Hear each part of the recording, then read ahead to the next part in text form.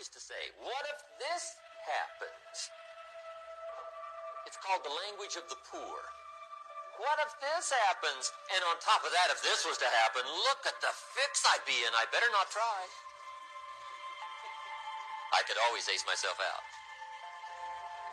Then I'll tell you what changed my whole life when I finally discovered it's all risky. The minute you were born, it got risky. If you think trying is risky, wait till they hand you the bill for not trying. If you think investing is risky, wait till you get the tab for not investing. See, it's all risky. Getting married is risky. Having children is risky. Going into business is risky. Investing your money is risky. It's all risky. I'll tell you how risky life is. You're not going to get out alive. That's risky. The Englishman says, well, if that's the way it's going to work out, let's give it a go. Right, that's what it's for. Give it a go. Somebody says, yeah, but I'm looking for safety and security. Fine, then huddle in a corner. We'll cover you with a sheet, bring you 3 meals a day. And we'll protect you, feed you, look after you, care for you. We won't let anything happen to you. And you'll probably live to be 100. The guy said, well, yeah, I'd live to be 100. But what a way to live. Right. What a way to live, safe and secure. Don't ask for security. Ask for adventure. Better to live 30 years full of adventure than 100 years safe in the corner. And see, it's not important how long you live. What's important is how you live. Here's the next attitude disease. We're almost through with this motley list. In fact, we're almost through. Hang on. The next one is pessimism. Pessimism, the deadly disease of always looking on the bad side, the problem side, the difficult side, checking all the reasons why it can't be done. The poor pessimist leads an ugly life. He doesn't try to figure out what's right. He tries to figure out what's wrong. He doesn't look for virtue. He looks for faults. And when he finds them, he's delighted. How ugly. This is the poor guy who looks through the window, doesn't see the sunset. He sees the specks on the window.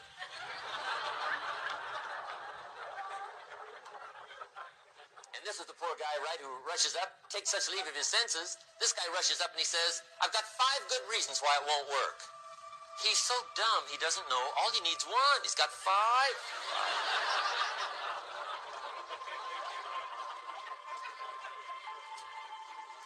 To the pessimist, the glass is always half empty.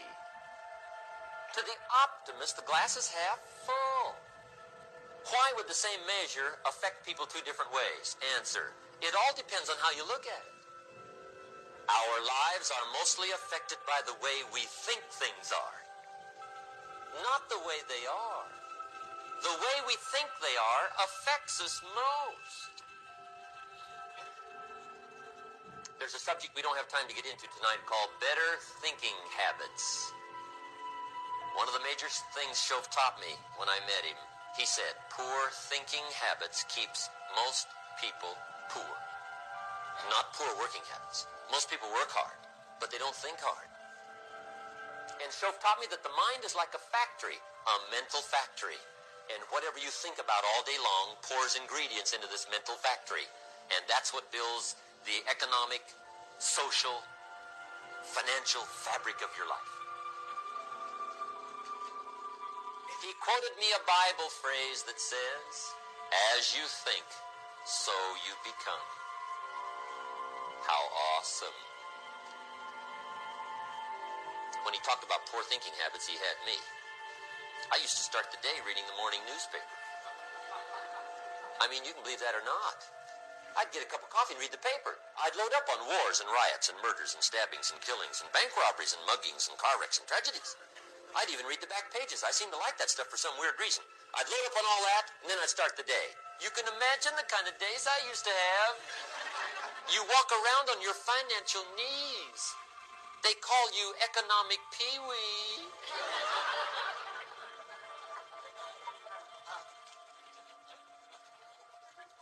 The guy says, I want to be a great leader. Wonderful. The first thing we do is follow him to his house. When we get there, we walk in and check his library. Number one. Somebody says, well, why check his library? The reason is because what a man reads pours massive ingredients into his mental factory, and the fabric of his life is built from those ingredients. You would not believe what some people have got in their house to read. You would not believe. One of the best dressed up words I know for a lot of it is trash. Can you imagine dumping a barrel of trash into this mental factory every day and coming out with a rich, dynamic, positive life? It can't be done. You might as well try making a cake with cement. The kids back in Danbury, Connecticut, high school, they're asking me questions one day. I'm talking to the kids. Kids got good questions these days. One of them said to me, how do you good luck? I said, it's simple. It's not easy, but it's simple. Here's how you build anything. Select the right ingredients, keep out the wrong ingredients, and it starts with thought. Everything starts with thought. So you must be wise and careful what you think about, because that starts everything. You got to be wise and careful. I asked the kids, what would happen if somebody dropped sugar in my coffee? They said, well, you'd be okay. I said, what if somebody dropped strychnine in my coffee? They said, well, you'd be dead. I said, correct. Lesson 1. Life is both sugar and strychnine. You gotta be careful. I said, what if my worst enemy drops in the sugar? They said, will you be okay? I said, what if my best friend, even by accident, drops in the strychnine? They said, well, you'd be dead. I said, correct. Lesson 2. Watch your coffee.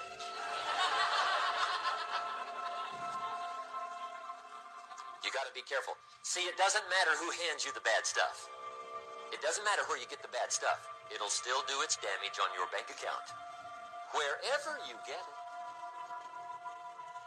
Mr. Schoaf gave me one of the greatest phrases when I first met him when he said, Jim, every day stand guard at the door of your mind. How important. Stand guard at the door of your mind. And you decide what goes into your mental factory. Don't let anybody just dump anything they want to in your mental factory, because you've got to live with the results.